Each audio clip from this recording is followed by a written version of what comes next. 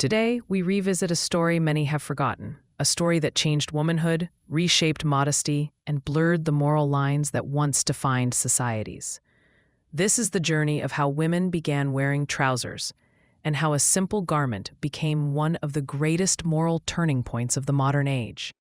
For thousands of years, across nations and cultures, men and women dressed differently. This wasn't just fashion, it represented identity, order, and morality. But as the world began to change, a new wave of ideas challenged the foundations of femininity itself.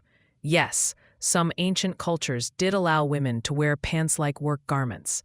In ancient China, women wore loose ku trousers for farm labor.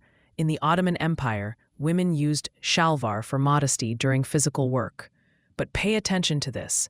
These garments were never worn to imitate men, never to make a statement, never to redefine gender. They were simply practical work clothes, nothing more. Everything changed in the mid-1800s. In 1851, Elizabeth Smith Miller introduced a short skirt worn over pantaloons. Activist Amelia Bloomer promoted it with passion. This was more than a new outfit. It was a movement. Bloomers became a symbol of protest and rebellion. The first time trousers for women were tied to an ideology instead of modesty. Clothing became a tool for social change. Then, the world wars arrived. Millions of women entered factories and shipyards. For safety, they wore trousers. It was understandable, temporary, and practical. But its effect lasted forever. Once society grew used to women in trousers, the perception of femininity had already shifted. And after the wars ended, although many women returned to skirts, the world never fully went back to the old boundaries. The line had been crossed.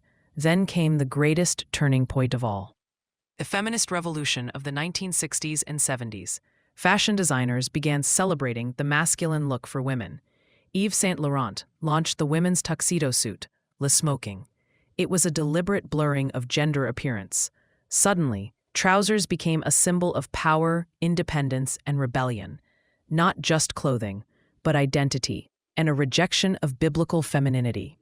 In 1969, a woman entered the U.S. House of Representatives wearing trousers. By 1993, the U.S. Senate officially lifted its ban on women wearing pants. One by one, the moral walls that protected feminine modesty collapsed. Even nations with strict traditions changed their laws. France in 2013, Sudan in 2019.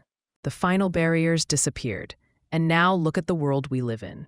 Trousers are no longer loose and modest. They have become tight, revealing, and sensual. Leggings, skinny jeans, jeggings, clothing that exposes rather than covers, are now accepted everywhere, even in churches. A garment once adopted as rebellion has become the face of modern immodesty. The modesty of our grandmothers has faded. Biblical distinctions between men and women's clothing have been blurred beyond recognition, and the result is clear: confusion, identity crisis, and a moral decline in a world that no longer respects God's boundaries. Dear listener, history is not just a record. It is a warning. Every step in the rise of women's trousers was connected to rebellion, protest, feminist ideology, and the weakening of Christian modesty. As believers, we must hold the line. We must return to the ancient paths of decency. We must honor the beauty and dignity of true feminine modesty. The world may change, but God's standards remain the same. Thank you for watching. If this message touched your heart, please share it and subscribe and join us as we expose the roots of modern immodesty and call our generation back to holiness.